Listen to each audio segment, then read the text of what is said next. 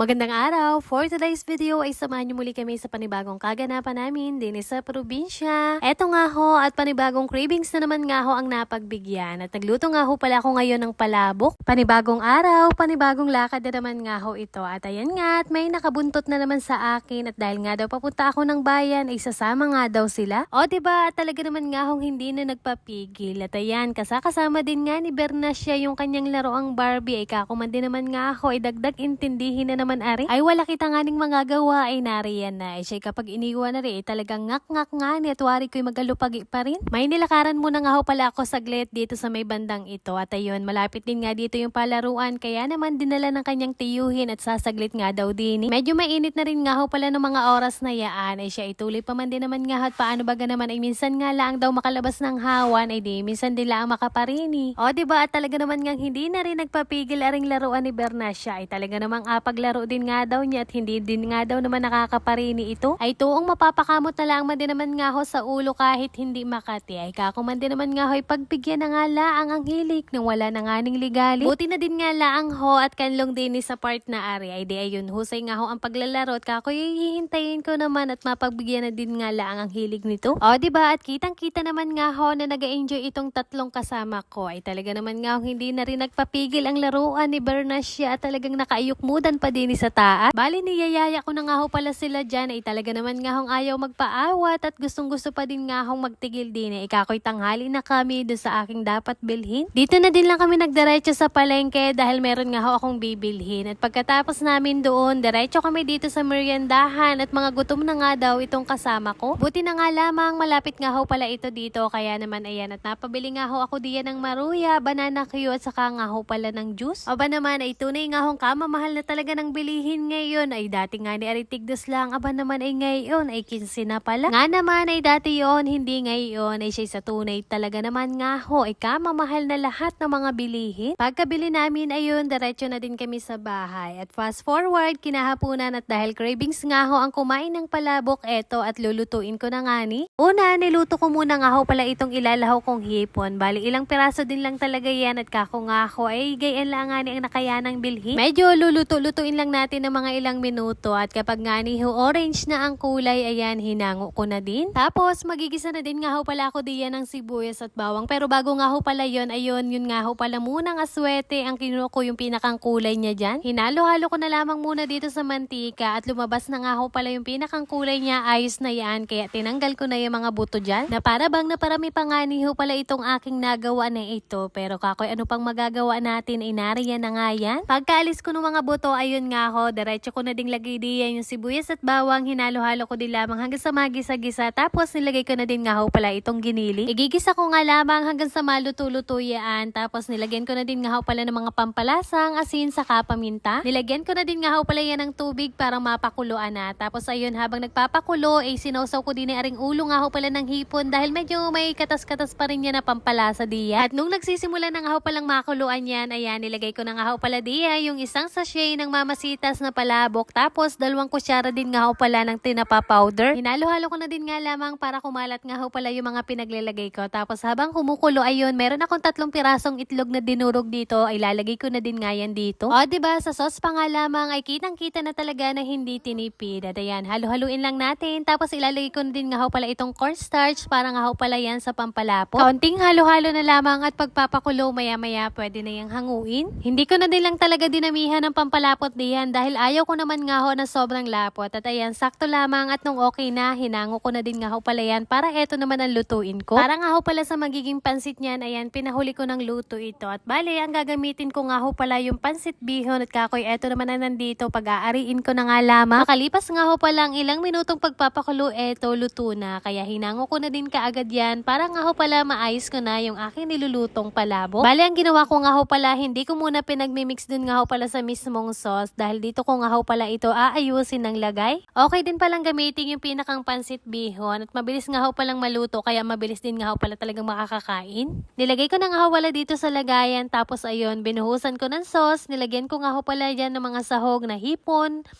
itlog, tapos kalamansi. Lagyan ko na din nga ho pala at binudburan ko na din nga ho pala ng chicharon. At ayan, ready na nga ho pala ang ating merienda ngayong araw. Eto na ang palabok. Ay paano ba yan? Hanggang dito na nga lamang muna ho at titikman nga natin kung masarap baga.